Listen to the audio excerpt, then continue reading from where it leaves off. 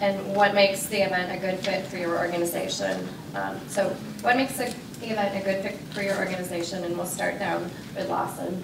And can you describe the decision-making process that led to your involvement? Hi, everybody.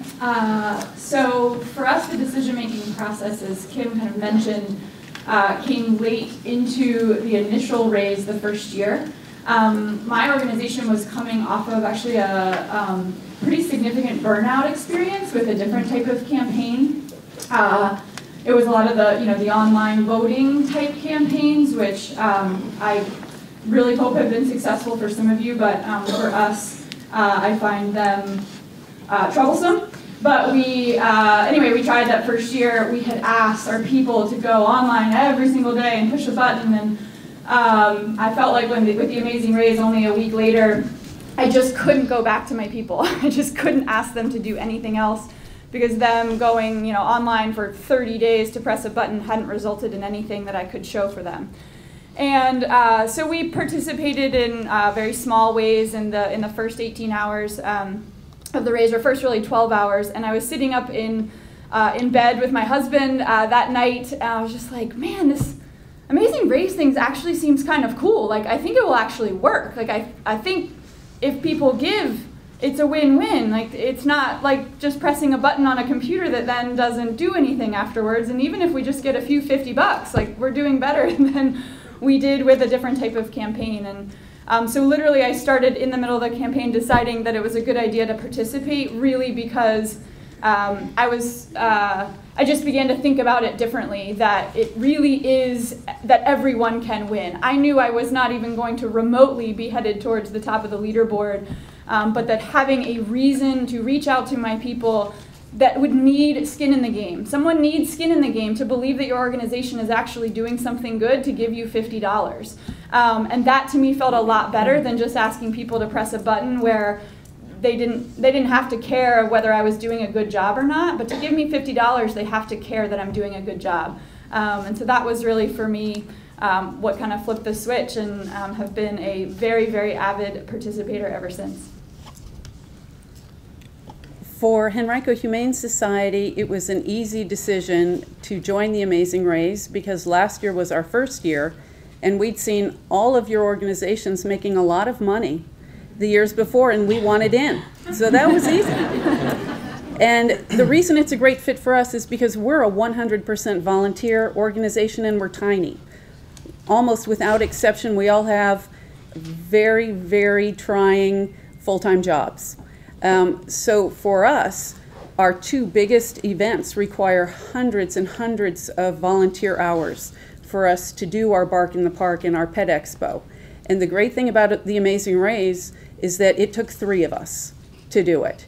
So it was a way for us to make a good deal of money for us without exhausting all of our volunteers. So for all of you newcomers who are thinking about doing it, all I can say is jump right in, because it's a great program, and even if you're a small organization, it's not going to require hundreds and hundreds of volunteer hours. Although if you have that many volunteers, you'll certainly be able to raise a lot more money.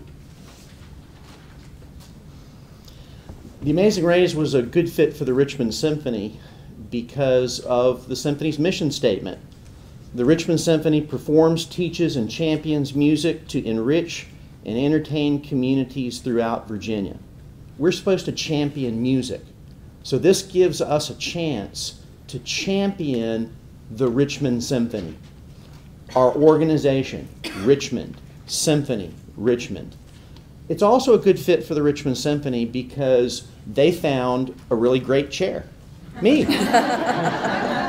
I don't work for the symphony. I'm a volunteer.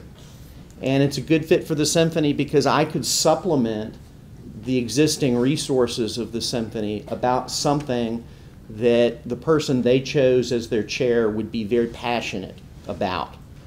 So I take very little away from the existing resources of the Richmond Symphony.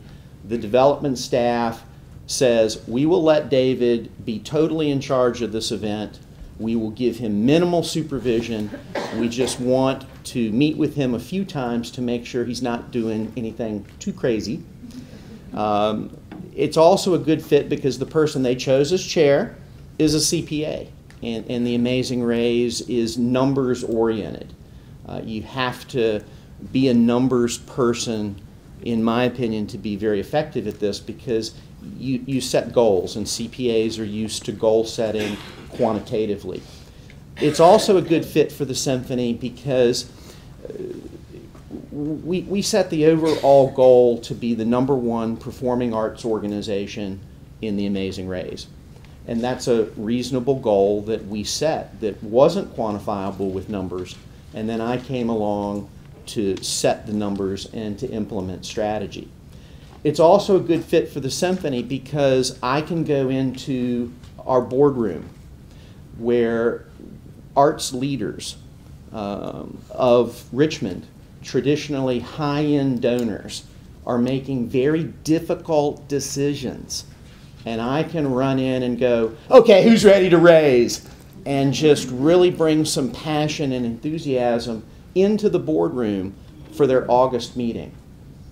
Then they scheduled their September meeting the week before the Amazing Raise, and I can go in and talk about strategy. And so I have our high-end donors who are the board members saying, wow, this guy's a little bit of a fresh air.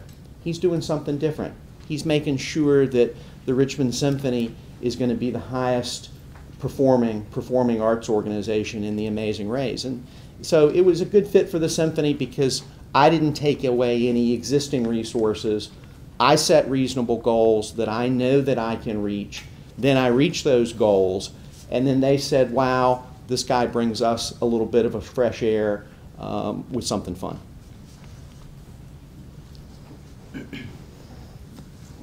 So I think one of the things that makes the Amazing Race such a great fit for a smaller organization like ROSMY is the fact that it has this built-in marketing component to it. So when you have the community foundation promoting the event, and you've got nonprofits across the community all talking about it going on, and there are thousands of people who go to the site and they give, and hopefully while they're there they take a look at the leaderboard and they look through the participating organizations and they see names of organizations that maybe they've never heard about before. That's actually how I found out about Blue Sky. Was the first time I heard the name was seeing them participate in the Amazing Race. And for an organization like ROSMY, where we are serving youth across the greater Richmond area, and there are many folks in the community that could benefit from our services but have never heard about us, there's that intangible, just huge benefit that we get from just having our name in front of thousands of people when they go to the site. So I think that the benefit just in the marketing aspect of it is just as great as the fundraising piece.